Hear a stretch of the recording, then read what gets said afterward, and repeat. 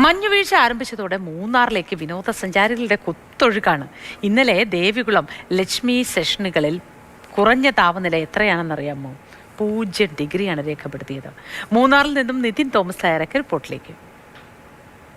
മൂന്നാറിന്റെ പല ഭാഗങ്ങളിലും 0 ഡിഗ്രി രേഖപ്പെടുത്തുകയും അതുപോലെ തന്നെ ചെറിയ തോതിലുള്ള മഞ്ഞുവീഴ്ചയൊക്കെ ഉണ്ടായതോട് കൂടിയിട്ട് ഇവിടേക്ക് ഇപ്പോൾ വലിയ തോതിൽ വിനോദസഞ്ചാരികളൊക്കെ എത്തിക്കൊണ്ടിരിക്കുകയാണ്. രാവിലെ 6 മുതൽ 7 വരെയുള്ള സമയങ്ങളിലാണ് പൂർണ്ണ തോതിൽ നമുക്കൊരു കോടയും അതുപോലെ തന്നെ മൂന്നാറിന്റെ ഒരു തണുപ്പും ഒക്കെ ആസ്വദിക്കാൻ സാധിക്കുന്നത്. പുല്ലിലൊക്കെ ചെറിയ തോതിലുള്ള മഞ്ഞുവീഴ്ച ഉണ്ടായി കിടക്കുന്നതാണ് നമുക്കിപ്പോൾ കാണാൻ സാധിക്കുന്നത്. അതുപോലെ തന്നെ ഈ ഒരു 6 മണി 7 മണി സമയത്ത് ഒട്ടനവധി വിനോദസഞ്ചാരികളാണ് ഇവിടേക്ക് ഈ ഒരു തണുപ്പും അതുപോലെ തന്നെ ഈ ഒരു മഞ്ഞും ഒക്കെ ആസ്വദിക്കാനായിട്ട് എത്തുന്നത്. രാവിലെ ഈ ഒരു അതിമനോഹരമായ ഒരു ദൃശ്യവിരുന്നാണ് എനിക്കിവിടെ കാണാൻ കഴിയുന്നത്. പെരിയവല കണ്ണിമല ഡിവിഷനിലെ ഈ കാഴ്ച പ്രകൃതിയുടെ അതിമനോഹരമായിട്ടുള്ള ഒരു കാഴ്ചയാണ്. പല വർഷങ്ങളും ഇങ്ങനൊരു അവസരം കിട്ടിയാൽ വരണമെന്നുണ്ട്.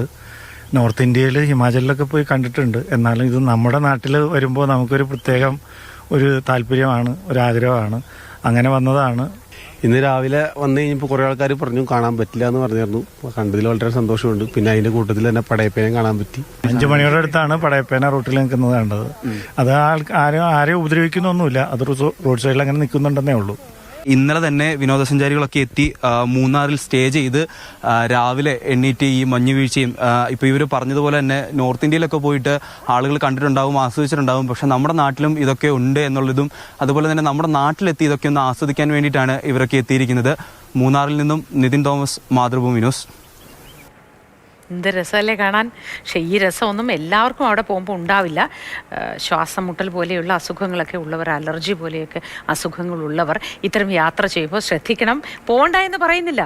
നിങ്ങൾ കയ്യിൽ മരുന്നൊക്കെ കരുതിക്കോളൂ. നിങ്ങൾക്കത് അതിജീവിച്ച് വരാൻ കഴിയുമെന്ന ഉറപ്പുണ്ടെങ്കിൽ ധൈര്യമായിട്ട് പോയിക്കോളൂ. ഇനി മോത്തി പറഞ്ഞുകൊണ്ട് ഞാൻ പോയി അപകടത്തിൽപ്പെട്ടു പോയി എന്ന് പറയരുത്. സൂക്ഷിക്കണം, ശ്രദ്ധിക്കണം. ആസ്വദിക്കുന്നതിനിടയിൽ ജാഗ്രത നന്നായി വേണം.